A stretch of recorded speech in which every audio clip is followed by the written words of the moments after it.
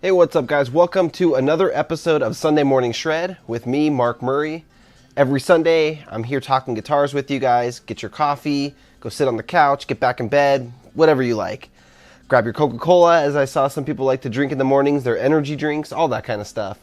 Every week, I'm here Sundays to talk guitars with you guys. Show your guys' guitars off that you send me, to answer some of the questions that I've got over the last week or two on YouTube and on Instagram. And also to give you some behind the scenes on my other show, Trash to Thrash. If you ever watch Trash to Thrash, every Thursday it's me restoring guitars. Pretty sure all you guys are watching Trash to Thrash. That's probably how you found out about this show. Today I actually sprayed out a few guitars, so let's start off with that actually. You know, I'm leading up to episode 20 on Trash to Thrash right now, and that's actually going to be like a little season finale. 20 weeks in a row putting out over 10-minute long videos that are super edited and lots of guitar work each week on the videos. So I'm going to be still working on guitars for that. You know, take about a month off. Probably it's going to be episode 20 will land somewhere in May, and then it'll be about 4 weeks off, and then I'll be back with a bunch of brand new awesome guitars I'm working on. I have, I think, 13 or 15 customer guitars here. I've got probably 10 of my own guitars that I've been, planning on rebuilding, and I've got 4 of them that are shop customs that are almost done. So tons of guitars are being worked on. I'm going to keep documenting them all, keep recording, keep working on Trash to Thrash, but I'm going to take a couple of weeks off from actually posting them. If you guys know the show, you know that I've been working on an Ibanez Proline V, Crackle Jackson Kelly, a teal and purple Jackson Rhodes, a 94, and there's one other one in the mix. There's 4 guitars in the background. I don't remember what the 4th one is right now. But I'm going to get all 4 of them done. It's the Roswell. That's what it is, the Roswell. All 4 of them are going to be revealed on episode 20. So over the next 4 episodes or so, I'm going to be showing a little bit of what's been going on with those other guitars that have kind of been worked on in the background. Like I said, I've been filming all of what I've been doing on those ones, kind of waiting for some reason to post them or find an episode, that needed some extra content or something, but it's going to be episode 20. So the guitars I'm working on right now on the show, I'll probably get through those ones on the next episode. We'll have a couple other guitars, and then you'll see those 4 guitars. I sprayed the clear on a couple things today. I also did some crackle today. I painted, I'll show you a couple, I got a couple previews, a couple of little spoilers for Trash to Thrash, and let's start with them. So I appreciate you guys watching. This is this show gets a lot less views than Trash to Thrash, so I like to give you guys some behind the scenes exclusive stuff that they don't get over on Trash to Thrash yet. You guys get kind of like a sneak peek on this. So here you can see this is the PV Rockmaster I've been working on. It's got a clear coat on it. Gonna wake up obviously, I'm not recording this on Sunday because I release it at midnight Sunday morning. So my time, Pacific Standard Time. I'm going to wake up Sunday and level sand this one and polish it up. So this one later in the week on the next episode of Trash to Thrash, you're going to see it's going to look like a mirror. I just did that to the headstock this week. So that thing turned out awesome. Put the PV logo on it. Gold hardware is going to be going on that one. So that thing turned out so cool. I just sprayed the clear on this Roswell, and it turned out so good. This picture here makes the Roswell look more black. It's actually got a tinge more purple to it. It's got a very cosmic look to it, but it is looking so good. This is actually the second round of clear coating I did on it. I threw some clear on it, and that glitter paint that I used for it had a little bit of texture to it. So I level sanded it a little more with some 800 grit sandpaper yesterday, and then shot some more clear on it, and it's feeling smooth. It's looking good. I think I can level sand it now and polish it, and we're going to be good to go for episode 20. So I'll show a little more video footage of that on one of the next weeks of Trash to Thrash when I show a preview of what's going on with that guitar. Here's a couple of really cool ones. So here's a pair of Flying Vs. On the left is a V250 LTD, and on the right is the Ibanez Proline Flying V that I've been working on, and I did crackles on both of them. I did black paint with white crackle on the Ibanez. That's the right-hand side one. And then on the left, I did white paint with black crackle. So they're actually inverted versions of each other. And they both look so cool. I love seeing them next to each other. The clear is actually shot on the white one on the right-hand side. So pretty soon I'll be level sanding that, polishing it up, throwing it back together, and like I said, you'll be seeing that on Thrash to Thrash.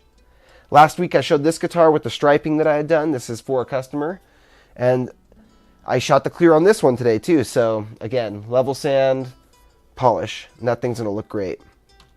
Just did the headstock for that one too. So this is some of the stuff I was working on earlier today, right here. Headstock looks awesome. This is the Crackle Kelly headstock. So the Crackle Kelly, I had a problem with something in the finish. When I sprayed the clear, something cracked on it. You know, a little bit of the, I don't know why it happens all the time, but part of it cracked. So I thought I might be able to fix it. I tried to fix it, and then I said, you know what, screw it. Sanded the whole guitar back down and repainted it. So you'll be seeing that, like I said, in the next couple weeks of Thrash to Thrash, the Crackle Kelly. It's been repainted. It looks way better than it even did before. And here's the headstock. I got the headstock with the logo on it, the clear sprayed on it. Turned out awesome. This guitar looks so good. It's got the shark fin inlay. It's 1993 Jackson Kelly, I believe it is. 96. This one's a 96. So KE3 model. Really cool. All right, let's get into some of your guys' guitars now. I've got 5 fan guitar submissions this week. If you guys want me to show your guitar on the show, make a video of it. 30 seconds to 2 minutes, maybe 3 minutes long. Show the guitar. Tell me the story of it. I love to hear the history of your guitar. What made you want that guitar in the first place, or how did you get it? And then what inspired you as you started to modify it? I want to see all the modifications and custom stuff you do to it. I love seeing your guys' custom builds, and I love showing them on here too. So if you put together a video, send it to me, mark@guitarguts.com. I'll play it on the show here. The first one we have here is Frederick. So Frederick sent me this video. It's sent it to me through YouTube. It's a Jackson Kelly. Actually, it's very similar to the Kelly that's in the Crackle Kelly. I think it's actually the same year. Let me put my headphones on so I could hear this video. Hi Mark, my name is Fred. I'm a big fan of your show, and today I wanted to show you this guitar. So it's a Jackson Kelly Standard from 1995. It's more than 25 years old. One of the things I noticed right off the bat, I watched this one earlier, is the condition of this guitar. Look at this. He said it's a 1995, I think. And man, this thing looks like it's brand new still. And it's a Jackson professional line, so made in Japan, which is really cool. For a 25 years guitar, it's not so bad. It has a lot of scratches and dings on the body. I broke the horn here, you can see with the reflection. Fixed it the best I could, but I don't have your painting skills. This is the original neck pickup. I changed the bridge pickup for a tone zone from DiMarzio. And I took the occasion to add push-pull for more versatility. The pickup selector, I changed it for all black pickup selector with black metal tip, which looks really cool, I think. The rosewood. By the way, the selector switches, all black selector switch. If you have a black guitar, you got to get an all black selector switch. They look so much better. That looks great. And the fretboard is really nice grain, but the finish on the back of the neck started going off after a few years, so I took my best 500 grit sandpaper and removed everything up to the scarf joint. I was a bit afraid, but yeah, the result is really fantastic. It's the smoothest, fastest neck I've ever played, and I'm really happy with the result. Yeah, and apart from that, I changed the tuning keys. They were a bit tired after a few years. So I changed a lot of stuff, but still, I think the same guitar. Externally, it looks exactly the same. So I hope you liked it, and congratulations for the show, man. Cheers. Hey, thanks, dude. That thing, very clean guitar. I dig it. I like his mods, how they didn't go like overboard. They're very subtle, but very functional. So, very good stuff. Let me know in the comments too, as you're watching this, what you guys think of the custom guitars and which one you'd want if you you could have one of these 5 guitars. Which one would be your favorite? So far, I'd say it would probably be for me the Kelly right there, the only one I've showed, obviously. So, of course, that would be my favorite. Oh, Taylor S. sent me in his Jag Stang. This is a cool guitar. Check this thing out. Hi, Mark. My name's Taylor, and I wanted to first thank you for all the effort that I'm sure Trash to Thrash and your other endeavors on YouTube take. I really love how all your content comes out, and I'm sure it's not easy. Hey, thanks, man. And I also wanted to say how cool it is that when I've seen people ask you about gear, your opinion is always super open-minded and has positive vibes, which I sadly, maybe it's just my experience, but I haven't found that to be the norm across guitar-related channels on YouTube, so it's a very refreshing channel that you've put together. Anyhow, I'm about to show you this guitar sitting in front of me. I will start by saying I love metal music, but I am not a metal player. So here is my Fender Ventera Telecaster Custom, or some combination of those words. What makes it special to me is this mastery trim right here. So I bought this guitar because I really love a humbucker by the bridge and a humbucker by the neck and a single coil by the bridge. But I couldn't find an option that also was cool to me and had whammy capabilities. So I intended to do the work myself, but upon receiving a shiny new guitar, I kind of wimped out. So I definitely understand your hesitation on cutting those kill switch holes sometimes. Yeah, there's certain guitars I just get, I get nervous about drilling into, and there's a couple back behind me that are my nicest ones that I've bought kill switches for, and I'm too nervous to put them in because I feel like I'm going to ruin the guitar, which I've done 20 kill switches at least in guitars, drilled holes, and never had a problem, so I don't know why I'm worried about that.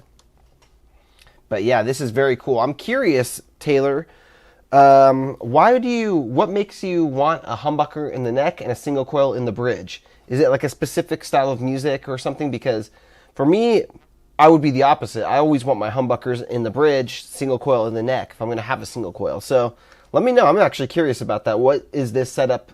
What is it mainly for? So I recruited a man named Modman in Nashville to do the work, and I'm quite pleased with his craftsmanship. Aside from fitting this, he also trimmed down the back of this plate here so that the strings could run through. Replaced the barrels with these slotted ones so that when you're going crazy on the bar, the strings sort of stay in line. And lastly, I believe this is called scalloping. He trimmed down the sides of this plate, which just makes it a little more comfortable under your palm and so that your pick doesn't get caught while you're strumming along. But that is my guitar. Man, that is some crazy work that Modman, great name, Modman. You are the Modman. Modifying a telly bridge like that is hard work. It looks like he used like a screw on the saddles themselves. It's like a chopped down screw or something, and very unique, very cool. That plate with the tremolo setup looks awesome. He must have, it's like a Jaguar or whatever. The way that the tremolo bar goes into the guitar like that, really cool. Hope you like it, and thanks again for all you do. Keep up the great work. Dude, that's a crazy guitar. It's interesting to me, too, how the trem bar comes from between the B and the high E string. Just interesting. Different setup, foreign to me. Cool, though. I like it. I can appreciate Modman's work there and your taste in mods. Native. If you guys remember, Native has sent in 2 other guitars in the past. Does crazy modifications to his guitars. Chops them up, makes them headless. Puts cool bridges on them. Let's check out what he's got for us this week. It's an Ibanez. Hey guys, Natives here, aka that guitar dude guy on YouTube and Instagram. So I have this guitar, a 2005 Ibanez Prestige RG2570EX that I really enjoy. What is with those model names sometimes? RG7 or 2570EX. I mean, geez. In What was fact, that? program. So I have this guitar, a 2005 Ibanez Prestige RG2570EX that I really enjoy. Okay, I guess it In wasn't that fact, I crazy. enjoy playing it more than my jam that I used to own. And Mm, that's the reason that the jam got sold. And I don't think I will sell this one anytime soon. that's a nice There was gem. just one thing that bothered me about this guitar. It was boring. It was too ordinary. I love my guitars to be special and unique. The headstock was in perfect condition, so I decided to use the original color of the guitar as the basis for everything I do next. I started by taking care of any ding or scratch that I saw. And there were quite a few, as you can see. The prepping of the body is the most important part if you want to get professional looking results. Then I By the way, Nativ, your accent, you're like a great storyteller. You always say things so calmly, and I don't know. It's nice to listen to. did my best to match the new paint to the original color of the guitar and sprayed the body. I laid down some racing stripe on top of the new paint and applied silver leaf on top of that. What the? Then I sprayed the whole guitar with a candy orange paint for contrast. Wow. After sanding the body flat, I realized I was missing the depth that I was looking for. So I added a new layer of silver leaf on top and sprayed it again with the orange color. The next day, I sprayed the whole thing with a clear lacquer. Here you can see the interest and the depth that I was looking for. That's very weird looking. Very crazy.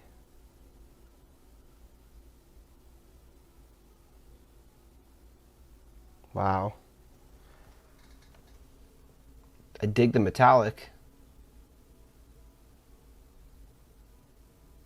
While level sanding the lacquer, I've decided to leave the guitar satin instead of high gloss. And here are the results. Cool. I think this guitar turned out to be quite unique and special. Don't you think? Thanks again for having me on your show, Mark. I really appreciate it. We'll talk soon. See you later. Another one from Nativ, man. I don't know how I feel about the Silver Flake. It's not really my thing. Cool. I like the custom work on the guitar. The guitar looks awesome, but overall it does. But man, you do some crazy stuff with your guitars. Who do we have next? We have Jesus Aguilera. Hey Mark, so this is my Jackson JS32 Warrior. This was originally in a gloss black body with white bevels, and a traditional Jackson neck with headstock. And I got this replacement neck last year around summertime, July, August. And a couple of weeks ago, I decided to strip down the paint and go with all white just because I like how classy and simple it looks in white. And, it kind of reminds me of a snowflake in a way. I don't know. But, yeah, after watching your videos and your channel, I decided, you know what? I'm going to go ahead and give this guitar a makeover because it's much deserved. And, hopefully the end result is worth it once I assemble it. And I picked up a few tricks from your channel. I placed foam pads underneath the springs inside the trim cavity, as well as inside the springs and underneath the trim cavity on the front side of the guitar. And I do believe it actually makes it sound more professional, more like a boutique guitar, because I've done the same mod on a couple other ones. And yeah, man, hopefully this thing starts to shred once I finish it and assemble it. And yeah, man. Dude, that thing is sweet so far. I like the way it looks. It. The only thing about the Snowflake, though, it's way more metal than a Snowflake. Snowflake is like the opposite, you know? I would say this thing looks like White Devil. This thing is... It looks, you know, tough. I like it. Satin white's always good. It's funny, I was talking about the JS series, the Warriors, recently, and I don't know what's going on, but I've had 2 people hit me up in the last week wanting me to rebuild their Warriors. One person actually wants me to buy, start with a fresh Warrior, build it up for him. Another guy wants me to do some work for him, and he wants to trade his Warrior to me. And then I got this video in from you. I've been talking about the JS series a lot, so this video is really cool to see. I asked him what he thinks of the JS Warrior. I've been hearing a ton about the JS series lately, and my buddy over at Safe Haven Music, Brendan, is probably going to be sending me a couple JS Warriors, probably one Floyd, one string through, and then I can mod and mess with them from there. Okay, so we got one more. We got Daryl Henderson. So thanks, Jesus. I like that video. That was good. Hi, Mark. This is Daryl here at K-Man. Hold on, let me turn this down a little bit. Volume levels are all over the place, depending who sends their video in, what's going on in the background. Sometimes it gets way louder, way quieter. So Guitars. This is what I call my plain dime. I built this about 6 months ago, man. It's a flame maple back. As you can see, I know the lighting's not too good here, but 3-piece altar. I love it, man. It does the job.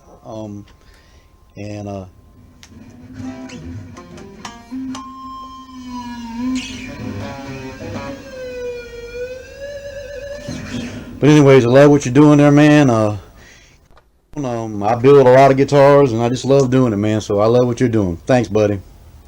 Dude, Daryl, you built a lot of guitars. Let me see the Hi, video Mark. of this again. This is Daryl here at K-Man Guitars. This is what I call my plain dime. I built this about 6 months ago, man. It's a flame maple back. You built that thing? It's like a set neck or neck, I think set neck.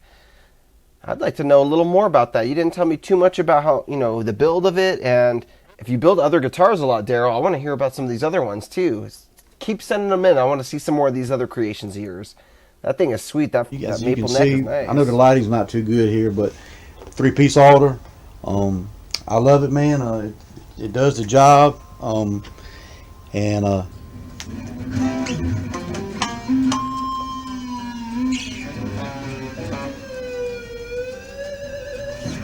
But anyways, I love what you're doing there, man.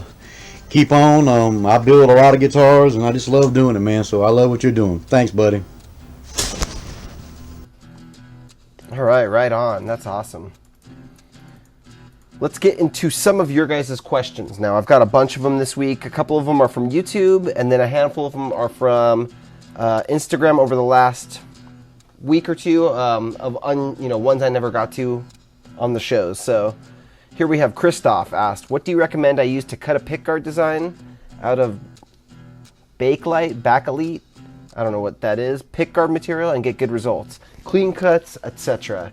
It's going to be a Cabronita-ish pickguard for a tally. What is that? I have no idea what that is. So I would say for me, when I cut a pickguard, I like to use a router with a real nice, a nice sharp bit. They rotate really fast and they make really clean cuts. If you're like tracing another pickguard, it makes it a lot easier to use a router too, because you can get bits that have a ball bearing built into the bit, and it'll like follow the track of the old pickguard. If you put them down on each other, you can like trace things really easily. So that's what I use, and then finish it with a file or something like that if you need to get it real straight. We got James. Is it possible to add racing stripes to an existing finish without removing it? Without removing the finish, I'm assuming, of course he means. No, not really. You do need to do some prep. If you put paint on a guitar that's glossy and that's obviously been polished and is shiny, paint, it could stick, but if you take a guitar pick or something a month after, it's probably going to scratch right off. So no, not really. But what you could do possibly is sand the whole thing down with 800 grit sandpaper, add your racing stripes, and then reshoot the clear on it. Then level sand, polish it, and that could work. I've never done that. I've never left an old factory finish on, done things, and then rebuffed, you know, after sanding the factory finish, rebuffing. But in theory, that should work. Oh, this one I remember. The Portuguese Bear. Cool video. The pickguard of the PV just sucks. I don't like your acrylic pickguards. The Dinky EX is cool that way. But I think the performers were made in Korea. Cheers from Portugal. That's so funny. I'm assuming this is a bad translation. He just says it sucks. Like, that's a little rude, but okay, if that's your opinion, that's fine. You don't like my acrylic pickguards? That's totally cool. A lot of people, I think there's another question coming up about it looking hazy. The pickguard has a cover on it still, you know, to keep it clean while I'm working. So, of course, it looks a little hazy, but once you pull the plastic covers off, it's crystal clear. It's going to look really good. I happen to love clear pickguards on certain guitars, so if you don't like them, totally cool. But I will tell you, the Performer Jacksons were not made in Korea. They're definitely made in Japan. So, cheers from Portugal. And then you've got the beer, threw up the horns. What do we got next? We got Maui here. Good job as always with Thrash to Thrash. I want to ask, how would you go about painting a guitar that is neck through or has a set neck? Basically any kind of neck which you can't take off without cutting it out. It's a good question. Over the next couple weeks, you're going to see a ton of neck, well, maybe not the next couple weeks. Maybe before episode 20 of Thrash to Thrash, we're going to get to some neck throughs. But right now I'm working on 6 or 7 neck through guitars. So if you know about my shop assistant, Ryan, he's skilled. All right, so that cut off somewhere. I'm not sure exactly where, but the question was about how do you paint a neck through or set neck guitar? My buddy Ryan, who helps me out sanding down and disassembling the guitars for me, just actually built me a stand so I can mount all my freshly painted neck through guitars. Because think about it, when you paint the back of the neck and the headstock, you can't hang it up. You can't set it down because you just painted the body too. So there's a plate that mounts through where the pickups mount, and that's gonna have like a rod coming off that can mount it onto a stand so they can dry on a stand. And then he's also making me a special system for my jig. So when I go to paint them, I can throw them up on my jig, it'll lock in, I can still rotate it and all that stuff. So we're developing that, but over the next couple weeks, you know, I'll be testing that out and recording some stuff with it, and that'll be on Thrash to Thrash. But yeah, so thanks for the question, Maui. You'll be seeing it very soon. Exactly how you paint a set neck or neck through. All right, we got Magnus. If you use spray cans and the finish you do fails, you can wipe it off with acetone. Don't have to sand it off. I don't know if that's true. Anybody have any experience with something like that? I'm curious about that. Let me know in the comments down below if you do. But I don't know about that. I would sand it off. I don't like using chemical strippers and stuff like that, so I know acetone is not really a chemical stripper. It's more basic, but still. By the way, if you guys have questions and you want me to answer them next week on Sunday Morning Shred, leave them down below in the comments, and I'll gather them up and answer them. Tones Guitars. Another great episode, Mark. Love the pedal. Alien Blood Splatter pedal. By the way, if you don't know what pedal he's talking about, it's the new Guitar Guts pedal. So this thing right here is awesome. Designed by me, built by my friend Matt in the UK at Goliath Studios. And it's got my classic blood splatter finish on it. It's got a kill switch built into it. So as you press the button, it mutes your guitar. When you release it, your guitar comes back on. You can do cool percussive kill switch stuff without having to drill a hole in your guitar, without having to add a battery to your guitar if you want the LED one, you know. And then on this button here, it's got a boost. So when you hit that, your guitar gets a lot more sustain, a lot more power, and this knob here adjusts how much boost you get. It's awesome. This thing is a wicked pedal. It's the Guitar Guts Pedal 1, the first model. It comes in satin black with a red splatter. And yeah, there will be an Alien Blood Splatter pedal at some point. The plan is to make a line of pedals. So I have 7 or 8 ideas over here written down, and me and Matt have been talking. And we're going to design another pedal, and each one's going to have its own unique finish. So if you have the whole collection, you'll have the one that's satin black with red, Then you'll have the alien blood with the neon green. Then you'll maybe have some crackle ones. Then you might have some with some stripes on them. So each one's going to have like a paint job that I would have on a guitar, the way that I paint all the guitars I do. And they're all going to have really cool, unique, I'm not looking to do distortion pedals, chorus pedals, delay pedals, like the things that everyone's doing. I'm looking to do the things that I don't really see other companies doing, and also to combine things that to me fit together, and to sell pedals that I actually would use. Like this is going to be so cool. I'm gonna put this on my pedal board soon. I don't even use my pedal board, but I'm going to put it on there.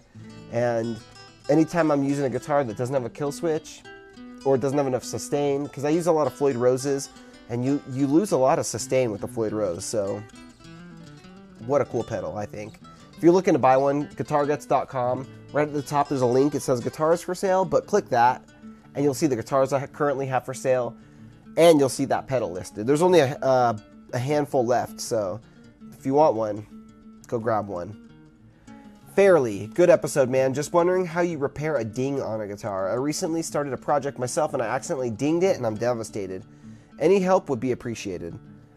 The real only ways to do it would be to fill it with, Bondo or wood putty or something like that, and then do some touch-up paint on it.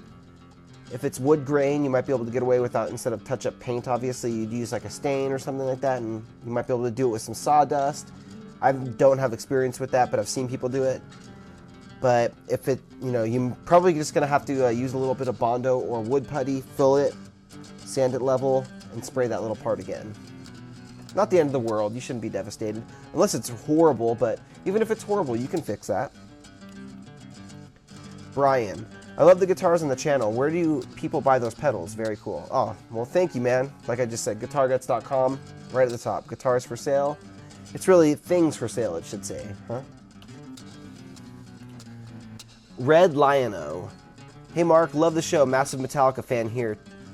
Ever since I saw the I Disappear video, I became a fan. What was your first Metallica song / music video? As a young guy, I remember when the I Disappear video came out. I also remember when Fuel came out. I don't know if they had any videos on MTV from Load, but I loved when the I Disappear, the Fuel videos would come on TRL, on MTV, or just whenever they were playing videos. It's so cool. My first Metallica song or music video, I don't know the song. I got into Metallica pretty young, so I don't remember what song, but I know the Unforgiven video was big for me at the time. The Enter Sandman video was big for me at the time. Obviously the One video, all of them, I really loved them all. And at the time, I said at the time a lot less, but okay, well, anyways. You couldn't go online and just go on YouTube and find the videos, so once in a while you'd be able to find little clips of them online, but my first Metallica song, I have no idea. Also, trivial question, what's the story behind the golden cat? Always catches my eye each episode. Thanks again, and keep doing what you're doing, Andrew. Thanks, man. The golden cat behind me, it's like a good luck thing, but the reason I got it is because Joe Rogan used to be on the Death Squad network, Joe Rogan's podcast. Death Squad was created by a guy named Redban, who's a comedian, who's a crazy dude, funny guy, but he's for some reason obsessed with these cats. For years I was obsessed, and still am, obsessed with comedy, stand-up comedy and podcasts, stand-up comedians, and I would listen to tons of Death Squad podcasts. Your Mom's House, Ari Shaffir, Duncan Trussell, Joe Rogan, tons of them. So that's where I got it from. I've had this thing for years. I went to Chinatown here in LA, bought it, and it's cool. It's just cool. I like it. I used to have a bunch of shirts that had that logo on it, but yeah, I just think it's cool. Scott, how would you spray the crackle from a spray gun? Do they make crackle paint you can put in the gun? Absolutely, yeah. All the high-end guys like Kiesel and Jackson and ESP, when they do crackle, I don't know if ESP does crackle that much anymore, but when they do crackle, they do it from a spray gun.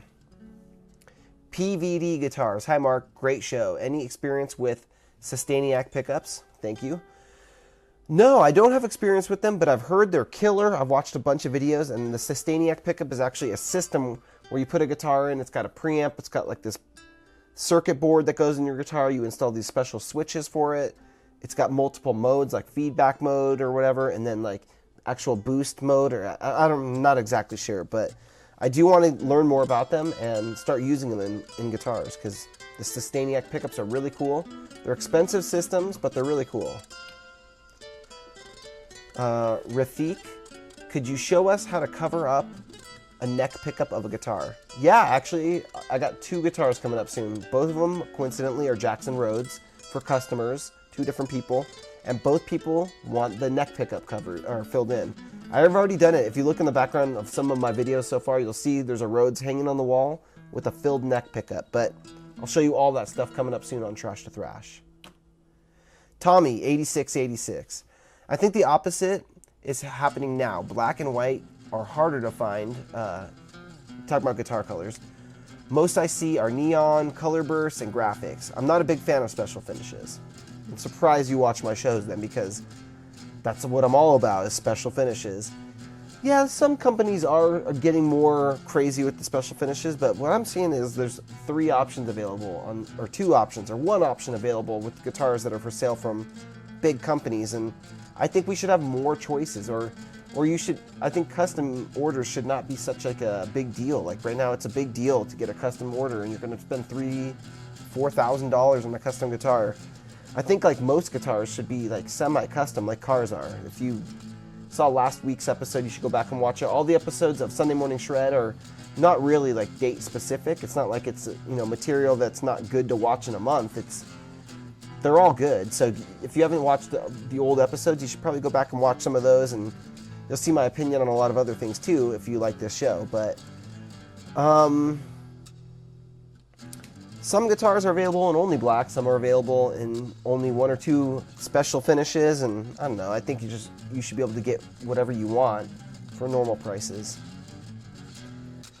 Jesse, the stuff StewMac sells is leather dye. So it's not leather dye. I actually looked it up. Let me check. I have the bottle right over here somewhere. And I was just looking at it and I saw that it is not leather dye. Is this it? Okay, this is the stuff StewMac sells. It's called Higgins. It's fountain pen ink. So like, I don't know, what people use when they dip their pen and their quill in something. I think that's what it is, but yeah, it's not really leather dye.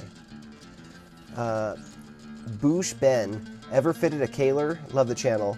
No, I haven't, but I have some experience using Kalers, and I assume it's pretty similar to a Floyd Rose, almost the exact same, I think.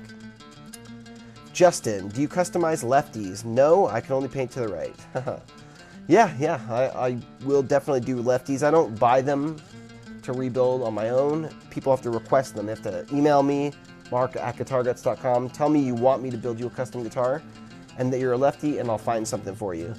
But it's like 1 in 20 people are left-handed guitar players, or less maybe. I don't even know what the numbers are, but you know, basses and lefties, I like working on them, and I definitely would do more, but I'm not really gonna buy them as shop projects and just build them up, because the market's a lot smaller for them. So I want to do things that are going to appeal to more people, and like I said, if you want me to build one for you, I'm more than happy to. And if you want to send me yours to like rebuild, yeah, I would do that. PVD guitars again. Good choice on the PV. Splatter would have taken it 1 step too far in my opinion. Yeah. What I do sometimes when I'm working on custom guitars for people, if they know exactly what they want, then I'm not going to try to steer them away from it. I might give them some options, but I'm not going to tell them like what I think would look better is this. Like I'll say like, well, it could look cool as this, and give them some options. But I'm not going to tell them like you should do this. If they have something in their head, I assume they've thought this through and they know what they want. But when I come up with ideas with people and we start brainstorming and throwing ideas together and we come up with something, halfway through, if I'm working on it and I get more ideas, I'll come back to them and tell them like, hey, I was working on it, this happened, it looks really cool, what do you think of this? Got this idea for the project, and we'll continue to brainstorm as I'm building it. The PV was one of those. It was going to be a purple to blue burst with black splatter, and after doing some purple and blue experimentation on the guitar, it looked so cool that I sent him some pictures and said, you know, it looks good like this, what do you think? The last few guitars I've actually done full customs like this, I have contacted the owners and said like, it already looks so good. I mean, I'm down to do whatever you want. But what do you think of this, or how it is? And I think I'm 3 for 3 that they all were like, yeah, actually it does look so good. Let's go with that. So the PV would have had black splatter on it. We said no black splatter. And yeah, I think it looks pretty awesome.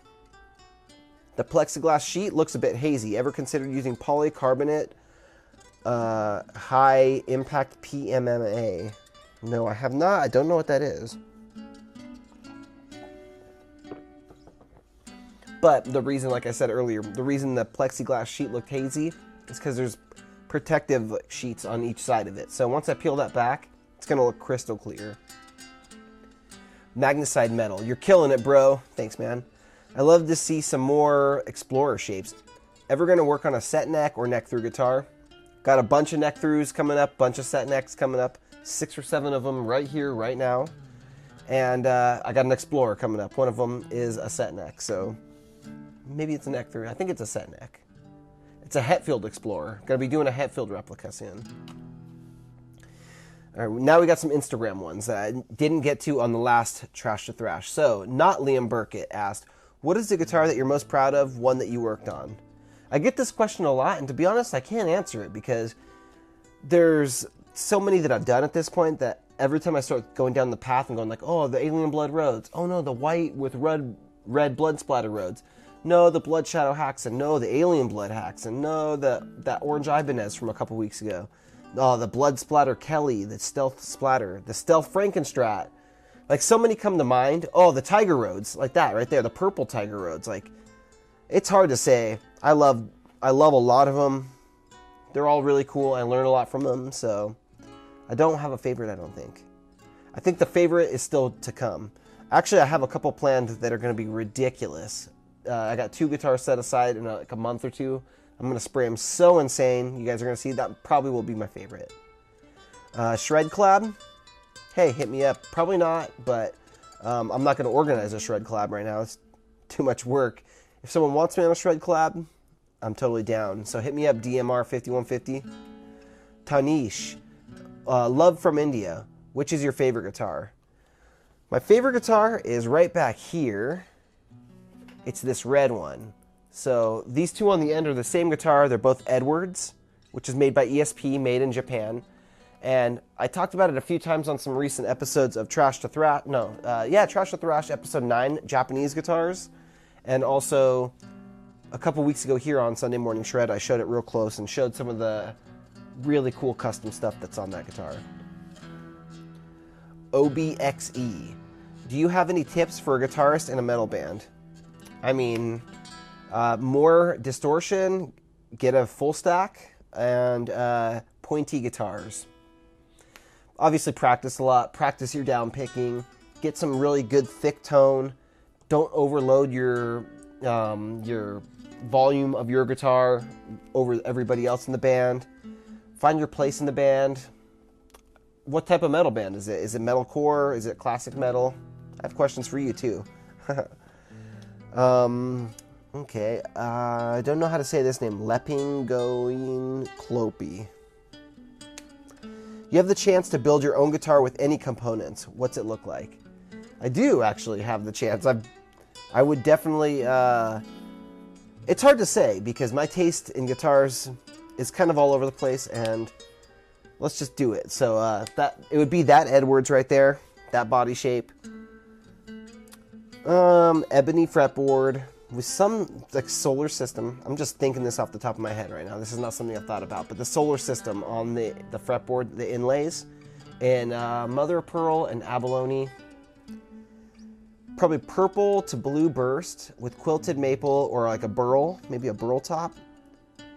High gloss, stripped finish off the back of the neck, like a satin, maybe a satin finish on the back of the neck. Floyd Rose original, 6-string.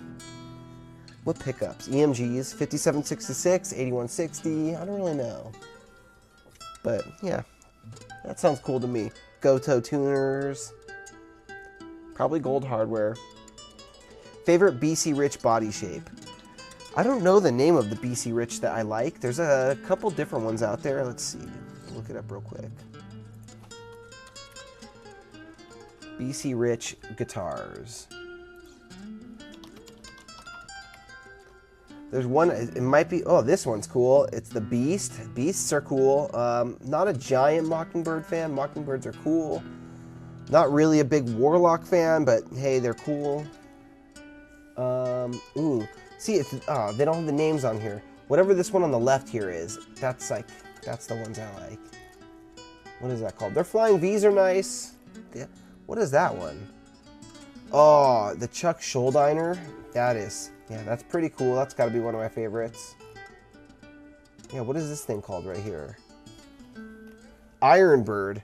Gonna go with the Ironbird. I think that's my favorite of the BC Riches. That thing's cool. Got a couple more here. Westy Hammond, what pickup do you recommend to make distortion sound round, like a stone? Distortion sound round? I mean, neck pickup position, EMG 60. That's the roundest, you know, heavy distortion pickup out there, in my opinion. Mitchell McSween, what do you think about Duncan design pickups? Are they worth the savings? I did a sound test on this channel. If you look back 2, 3, 4 weeks, maybe a little longer, Seymour Duncan versus Duncan designed, and I had 2 Rhodes that were very similar. One with the Duncan distortion set, one with the designed Duncan knockoffs. Not knockoffs really, whatever they are. And some people were saying that they couldn't tell a difference, like me, because I have terrible ears. My ear for tone is awful. People are like, your tone sucks. And then I'm like, well, sorry, it sounds good to me. So other people think it sounds good. But some people on that video were saying that the Duncan design pickups sound way better. Some people were saying the real Seymour Duncan sound way better. I don't know. It's you got to just go by what your ear is telling you. So go check out that video and let me know in the comments what you think. Which one do you like better? Stoneburner 64. Would you be able to build a guitar out of a chunk of wood? I have a 200-year-old tree in my yard. Yeah, you can, totally. You got to cut it up, you got to plane it, you got to dry it out and do some other stuff. I actually just got a bunch of wood from somebody, and I'll be planing it and doing some stuff and learning a lot more about that in the future. Member.shred, thoughts on TBX tone pots, and what do you think about plywood-bodied guitars? I don't know what TBX tone pots are, so maybe I'll look that up real quick. As far as plywood body guitars, it's nothing I would seek out. Definitely I don't want that, but there's a handful of guitars I played, early 90s Strats that were plywood. I played a couple, I think Epiphones maybe, like the cheapest Epiphones are plywood. They're not the worst thing in the world, but it's not what you want. It's cheap, you know? TPX tone pots. What is that? The Fender TBX Tone Control Part 1. How does it work? In a nutshell, the TBX Tone Control is a special pot that cuts either treble or bass instead of a normal tone pot, which only cuts treble. This is done with a dual gang pot, which is wired to work as a low-pass filter in one direction and a high-pass filter in the other. Interesting. So what a dual gang pot is it's 2 pots. A potentiometer is the electronic that's under your knob. So you'll have your pot and then a shaft sticking out, and the shaft is what you attach your knob to. A dual gang pot has 2 different pots mounted back to back like a piggyback, and each one has 3 terminals coming off it that you can solder to. It's got 2 different rows of lugs to solder onto, and then it has 1 shaft that controls both. So you could have 2 different things controlled by 1 shaft, basically. So this has 2 different things, being a low-pass filter and a high-pass filter, one on each one of the pots, and they're wired in opposite directions. So as you turn it, it's adjusting your tone completely differently. It sounds like it's pretty interesting, pretty cool. I've never used one, so can't really give much of an opinion, you know, an educated opinion on how cool they are, but it sounds cool, and in the future I'll probably try one out. So thank you guys for watching. If you guys want me to answer any questions for you, put them down in the comments below. If you want a custom guitar built by me or modded by me, you want to send me your guitar, anything like that, mark@guitarguts.com. I do a lot of different types of builds. Sometimes I buy guitars, I mod them up however I see fit, and then sell them. Sometimes I take your guys' requests. So like people will say, I want a 2000, year 2000 Charvel SoCal, but I want it with these pickups, this paint job, this headstock, these tuners, and then I'll build that for them. Sometimes people send me their guitars and just have me modify the current guitar they have, and then also I do repairs and mods on minor stuff too. I don't have to do like a full overhaul. So if you want any of that stuff done by me, hit me up, mark@guitarguts.com. Of course, follow me on Instagram @guitarguts. Subscribe to this channel. Hit the bell to be notified every Sunday and every Thursday for new episodes of Trash to Thrash on Thursday, Sunday Morning Shreds, obviously on Sunday. And hit the like button if I didn't say that already. I appreciate you guys watching, and I will see you guys very soon on Thursday for another episode of Trash to Thrash. Rock on, my friends.